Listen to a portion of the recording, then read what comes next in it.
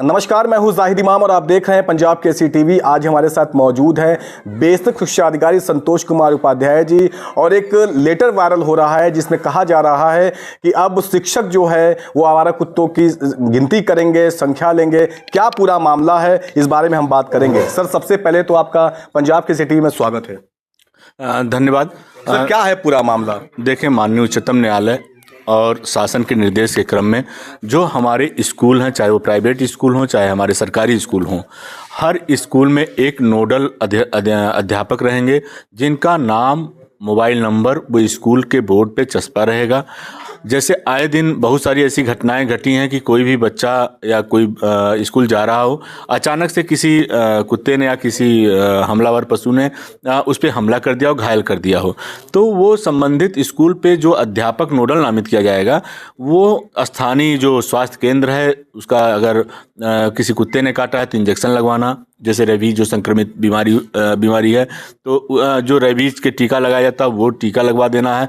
बाकी अगर इलाज कराना तो इलाज करा के बच्चे को उसके अभिभावक के पास सुरक्षित पहुंचवा देना है। और मतलब ये हमारी पहली जिम्मेदारी थी और ये हमारी नहीं, सारे विभागों का समन्वय है। इसमें स्थानीय प्राधिकारी का भी सहयोग लिया जा रहा है जी। लेकिन लोगों के अंदर एक सोच रहे हैं, जो शिक्षक वो सोच रहे हैं कि अब हमें आवारा कुत्तों की गिनती करनी है या उनकी पहचान करनी है कि कहाँ कहाँ घूम रहे हैं, ऐसा लोग सोच रहे हैं। देखिए, ऐसा कुछ नहीं है। ये शासन और माननीय उच्चतम न्यायालय का निर्देश है। इसको मिथक तरीके से और विज्ञान के चक्कर में जो चीज़ें प्रसारित की जा रही हैं बिल्कुल गलत है। इसमें शासन और माननीय उच्चतम न्यायालय का एकदम स्पष्ट निर्देश है कि अगर बच्चे के साथ इस तरह की कोई घटना होती है, बहुत सारे ऐसे परिवार हैं जहाँ पे सक्षम नहीं है लोग स्वास्थ्य केंद्र तक जाने में, अगर इस तरह की घटना होती है तो जो अध्यापक है वो जो नोडल नामित किया जाएगा उससे संपर्क, उसका नंबर रहेगा, उस नंबर पे संपर्क करेंगे, वो बच्चे को लेकर के जाएंगे और टीका लगवाएंगे। ये सिर्फ और सिर्फ चीज़ों को ना जानना, माननीय उच्चतम न्यायालय और शासन के निर्देश को सही तरीके से ना पढ़ पाना और नहीं जान पाना, उसी का परिणाम है कि इस तरह की अफवाहें फैलाई जाती हैं सरकार और शासन के उसमें। तो शासन और सरकार का एकदम स्पष्ट निर्देश है किसी तरह से भी छात्र का अहित ना हो। तो सर, मुख्य रूप से जो नोडल होंगे उनका सिर्फ यही काम होगा ना कि जो बच्चे से घटना होती है तो उसके बाद अस्पताल पहुंचाना या एंटी रेबीज इंजेक्शन लगवाना? बिल्कुल। अगर भाई हमारा जनपद है, यहाँ का जिला बेसिक शिक्षा अधिकारी मैं हूँ, तो मैं यह सुनिश्चित करूँगा कि मेरे जनपद में जितने हमारे प्राइवेट विद्यालय हैं, जो हमारे सरकारी विद्यालय हैं, उनमें जो बच्चे हमारे पढ़ रहे हैं, जो हमारी स्कूल अवधि है, उसमें किसी भी बच्चे को किसी भी प्रकार का कोई नुकसान ना हो। अगर होता तो मेरी जिम्मेदारी है कि उनका इलाज कराना, उनको घर पहुँचवा देना। और ये प्रतिदिन की घटना नहीं होती, कभी कभार संजोग से होता है और इसको आए दिन इस तरह से चीज़ें तोड़ मरोड़ के पेश करना बिल्कुल गलत है। तो अध्यापकों से क्या अपील करेंगे सर आप?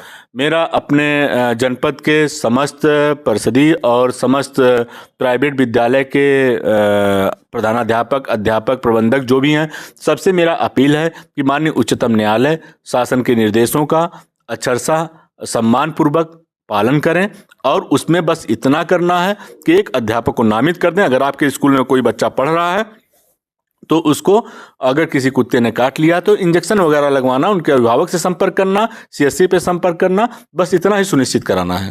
तो आप थे हमारे साथ बेसिक शिक्षा अधिकारी संतोष कुमार उपाध्याय जी, जिन्होंने पंजाब केसरी टीवी से खास बातचीत में कहा है कि जो र्यूमर फैलाया जा रहा है वो बिल्कुल गलत है। और जिस तरीके से सोशल मीडिया पर एक लिस्ट वायरल हो रही है कि अब अध्यापकों को कुत्तों की गिनती करना है, ये बिल्कुल गलत है। बल्कि जो प्राथमिक विद्यालय है या जो परिषदीय विद्यालय है उसमें एक अध्यापक को नामित किया जाएगा और उसका मोबाइल नंबर भी वहाँ लिखा जाएगा। और फिर अगर किसी बच्चे के साथ कोई घटना घटती है तो जो अभिभावक होंगे या जो ग्रामीण होंगे उस नंबर पे फ़ोन करेंगे और फिर वो जो अध्यापक है वो उस बच्चे को सामुदायिक स्वास्थ्य केंद्र पे ले जाएगा और उसका इलाज कराएगा। सिर्फ इतना ही सिर्फ काम है। और जिनके पास ज्ञान नहीं है वो इस तरीके की बातें कर रहे हैं और र्यूमर फैला रहे हैं।